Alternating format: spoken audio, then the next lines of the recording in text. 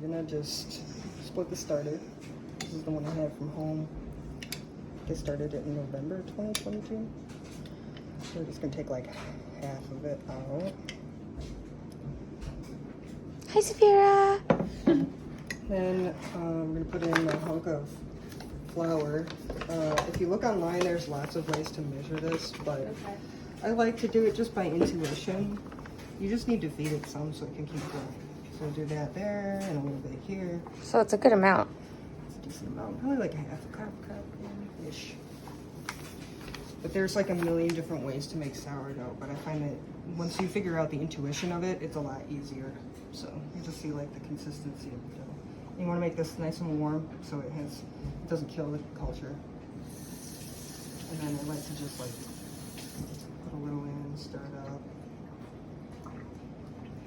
See here, it's getting there, but it needs like a little bit more water.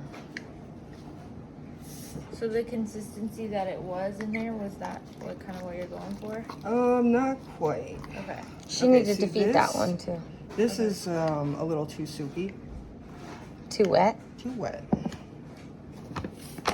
We're gonna add a little more flour in there. Just a little.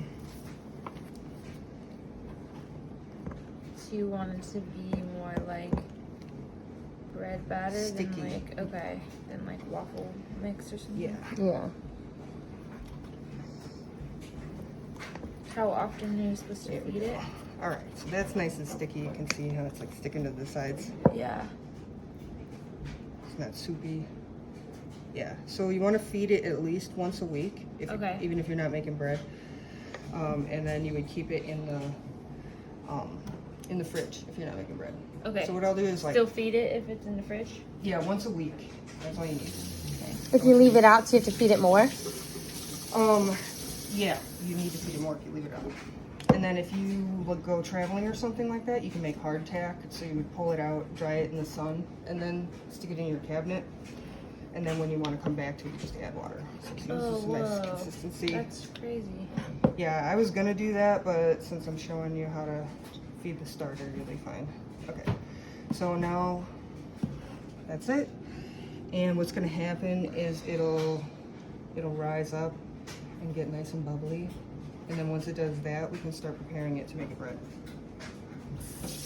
Do you cover it now? I cover it, yeah. I cover it and I put it on the counter. So basically the starter, you can see like all of this recipe is with flour and water. It's basically just using wild yeast that's available in the atmosphere to grow the culture. Fork. What the fork? What the fork? You're not recording yet, are you? Yes. Hello. Okay, hi, my name is Ananda. Today we're gonna make sourdough bread. Got the recipe here. It's grams and cups. So we're gonna do in cups because we don't have a gram scale today. I just converted it, so you can do either one. I usually do grams because it's a little more accurate with baking. Okay, so we got our starter. And we're gonna do 3/4 of a cup of starter. Actually, no. We're gonna do the water first. So the first thing is 400 grams of water. It's 1.7 cups. I'm gonna get warm first.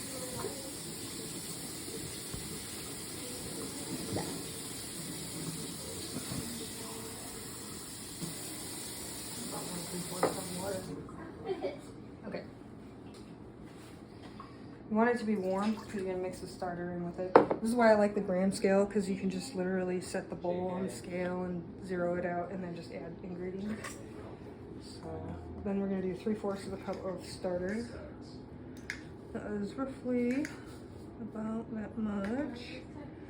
This is a really sticky starter, it looks great. And then I'm gonna mix it together so it gets, yep. Starter. So it's nice and mixed in there. All right. Then the next ingredient we're gonna do is all-purpose flour, unbleached. And that's 400 grams. So that'll be, what is that? 3.2 cups. It seems like a lot for the amount of water we got. Yeah,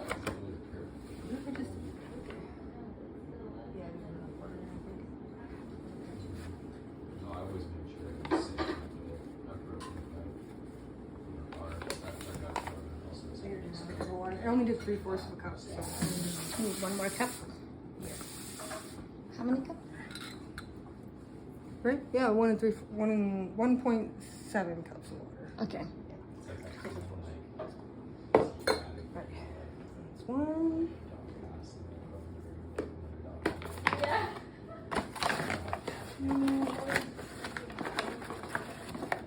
I'm kind of a sloppy cook. You use your heart. I use my heart to measure the ingredients. You really shouldn't do that when you bake, but I've done this recipe so many times. I know what it's supposed to look like at the end. Okay. 3/4 a cup of whole wheat flour, if I can get into it.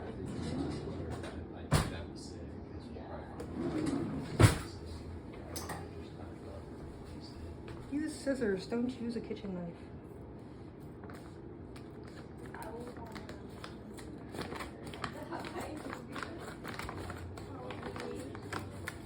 There you go.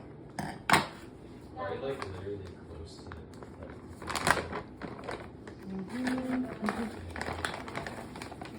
That's close enough. Alright, then I'm just going to stir it in with a fork.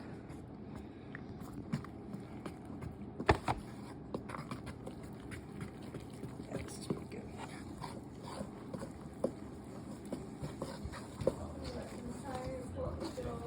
This is perfect.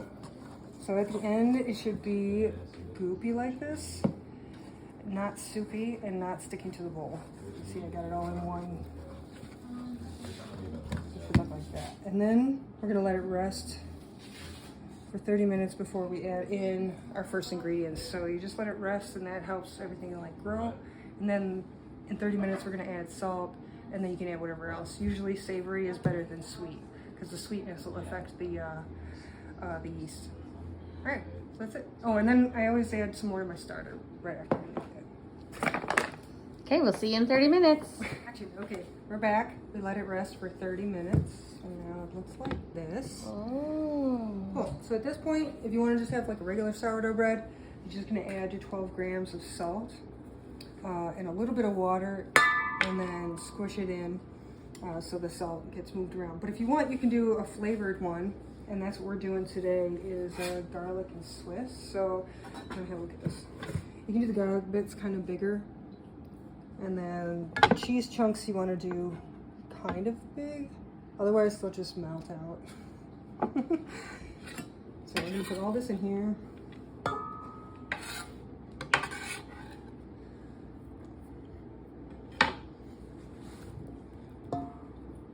going to add the smallest amount of water, and that's just to dissolve the salt.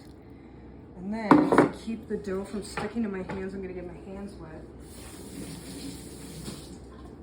And then I'm just gonna like push the dough through my fingers, right? And that gets the salt and everything mixed in.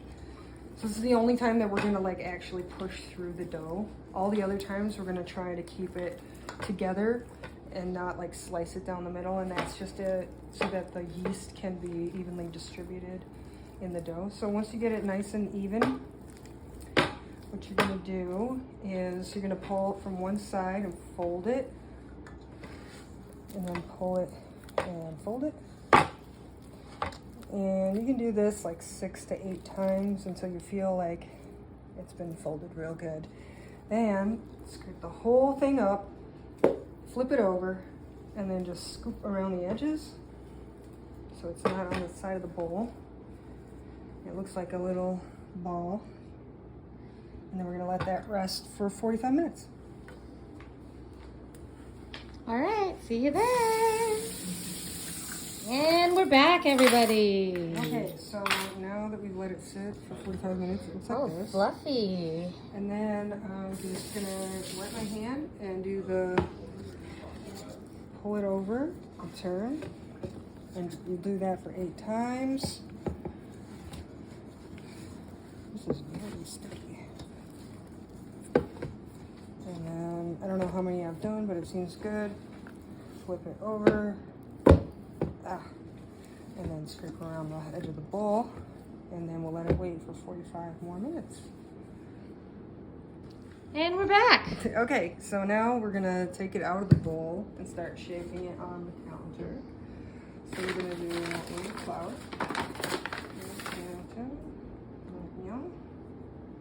Okay. Get my hand wet.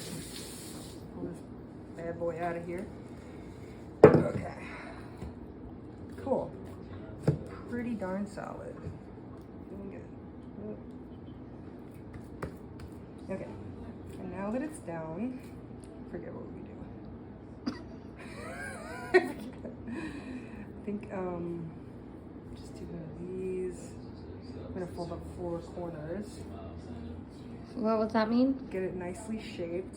So You do the four, like a 4 square? Yeah, I'm gonna flip it over and then I'm gonna shape it. This looks really good already. Like it's in a really nice shape. You might end up with like a blob all over the place. But then we're gonna just like move from one side and bring it forward until it's all like nice and domed up.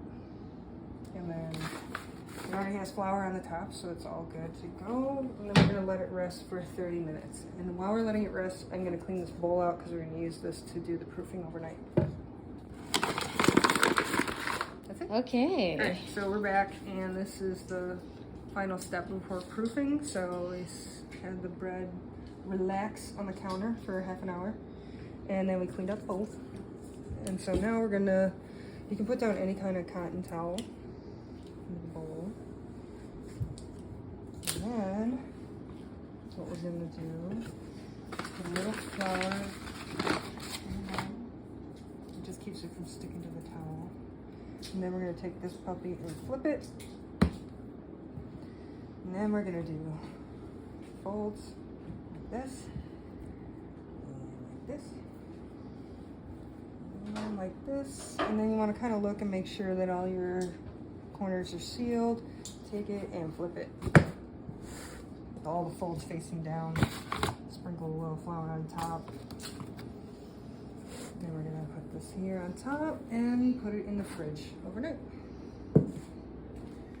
All right, everybody, so we're back and it's the second day now. We let the bread proof overnight, and now we're gonna get the Dutch oven and we're gonna start heating up the oven.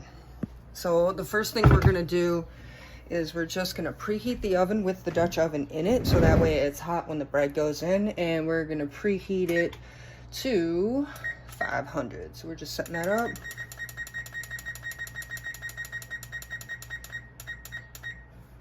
Bake and put the Dutch oven in. All right, and now there's like 2 racks in here. You probably wanna just put it on the lowest one, so that way you can avoid burning your hand. Pull the extra rack out. And you can also use that as like a cooling rack later. Let's see, we'll put it right there.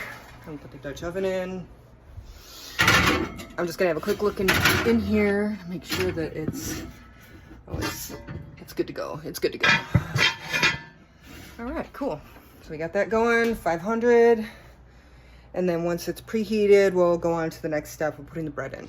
Okay, so here we are. We're at the point where we're gonna put the bread in the oven. We got our parchment paper. And bread, which has been proofing all night. Looks great. So we're gonna do, I like how I measure it on the bowl. How do you, okay, there. Okay.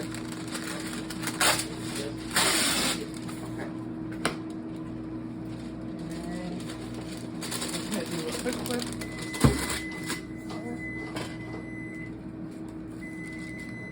There we go, looks great. So the next step is the scoring. Got that.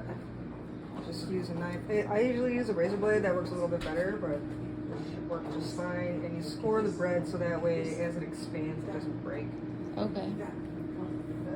Here. All right, the next part. Just be very careful not to break yourself. We're gonna try to do this. That's gonna set the Strider might want to go out, babe. The alarm might go off. It's okay. Okay. So be very careful not to touch the. All right, so we got the bread in the oven, and we're gonna bake it at 500 for 25 minutes, and then we'll be right back. All right, and we're back. So the next thing we're gonna do is take the lid off of the Dutch oven, and drop the temperature to 450 for 17 minutes. Anywhere between 15 to 20 minutes. Oh, and then we can get our first look at the bread, which is amazing. Cool, so we'll be back in a little bit. When? Okay, we're back. This is it, the final moment. Nice. Move this stuff out of the way so you can open the oven. There we go. And be very careful not to touch the Dutch oven as you're pulling the bread out.